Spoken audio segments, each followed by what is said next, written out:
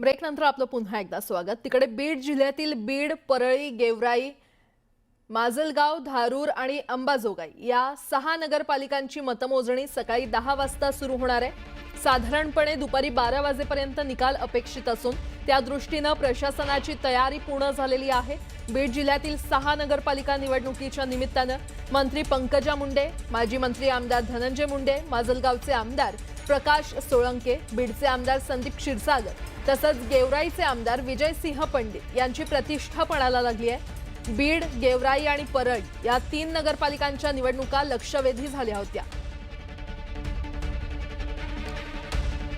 आणि या संदर्भात अधिक माहिती देत आहेत आमचे प्रतिनिधी सुरेश जाधव आपल्यासोबत जोडले गेलेले आहेत। सुरेश, आज नगरपरिषद, नगरपालिका, नगरपंचायतीचा निवडणुकीचा खरं तर निकाल हाती येणार आहे। अनेक दिग्गजांची बीडमध्ये प्रतिष्ठा पणाला लागलेली आहे। बरेच दिवस उमेदवार आजच्या या दिवसाची वाट पाहतायत। कशा पद्धतीने प्रशासनाकडून देखील आज तयारी करण्यात आलेली आहे?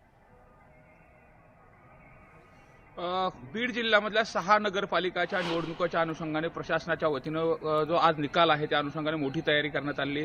त्याचबरोबर जवळपास 83 लोकांवरती प्रतिबंधात्मक कारवाई करण्यात आली। तर पोलीस प्रशासनाचा जो बंदोबस्त आहे तो देखील मोठ्या प्रमाणात आहे। विशेष म्हणजे पोलीस अधीक्षक यांनी बीड जिल्ह्यामध्ये विजयी मिरवणूक काढता येणार नाही अशा पद्धतीने सक्त इंस्ट्रक्शन दिलेले आहेत। त्यामुळे कुठलाही गोंधळ होऊ नये या अनुषंगाने प्रशासन काळजी घेते। विशेषतः बीड जिल्ह्यात जर बघितलं तर 6 नगरपालिकापैकी राज्याचं लक्ष लागलेली परळीची नगरपालिका, ज्यामध्ये भाजप नेत्या मंत्री पंकजा मुंडे, माजी मंत्री धनंजय मुंडे हे एकत्रित ही निवडणूक लढवत होते आणि पहिल्यांदा ही एकत्रित निवडणूक लढवतात। त्याचबरोबर त्यांच्या प्रतिस्पर्धी म्हणून त्या ठिकाणी बजरंग सोनवणे हे तळ ठोकून होते। राष्ट्रवादी शरद पवार गट देखील त्या ठिकाणी मोठ्या ताकदीने निवडणूक लढवतोय। त्यामुळे नेमकं परळीमध्ये काय होणार याकडे राज्याचं लक्ष लागले।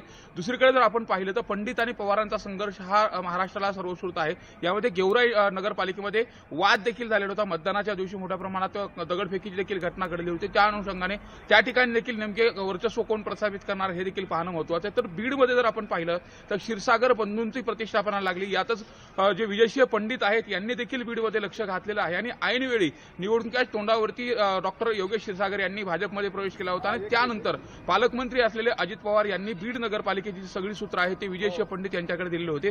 विशेषतः आपण जर बघितलं तर भाजप नेत्या मंत्री पंकजा मुंडे यांनी देखील प्रचाराच्या स्टार प्रचारक म्हणून बीड जिल्ह्यातल्या 6 नगरपालिकामध्ये मोठ्या सभा घेतलेल्या होत्या। त्या अनुषंगाने त्यांची देखील प्रतिष्ठापना लागली। तर दुसरीकडे पालकमंत्री म्हणून अजितदादा आहेत। त्यामुळे बीड जिल्ह्यामध्ये पालकमंत्री असताना किती नगरपालिका राष्ट्रवादीच्या ताब्यात येत आहेत हे देखील पाहणं महत्त्वाचं आहे। बीड जिल्ह्यामध्ये 5 नगरपालिका या पक्षावरती लढल्या जातात। तर अंबाजोगाईची नगरपालिका ही आघाडीकडून लढली जाते। त्या ठिकाणी राष्ट्रवादी शरद पवार गट आणि अजित पवार गट हे एकत्रित येऊन लोकविकास आघाडी केली आहे। तर भाजपच्या वतीने जनविकास आघाडीच्या माध्यमातून फाईट केली जाते। त्यामुळे एकंदरीत बीड जिल्ह्यामध्ये मतदानाच्या दिवशी ज्या पद्धतीने मारहाणीच्या घटना समोर आल्या होत्या त्या अनुषंगाने प्रशासन देखील अलर्टवरती आहे।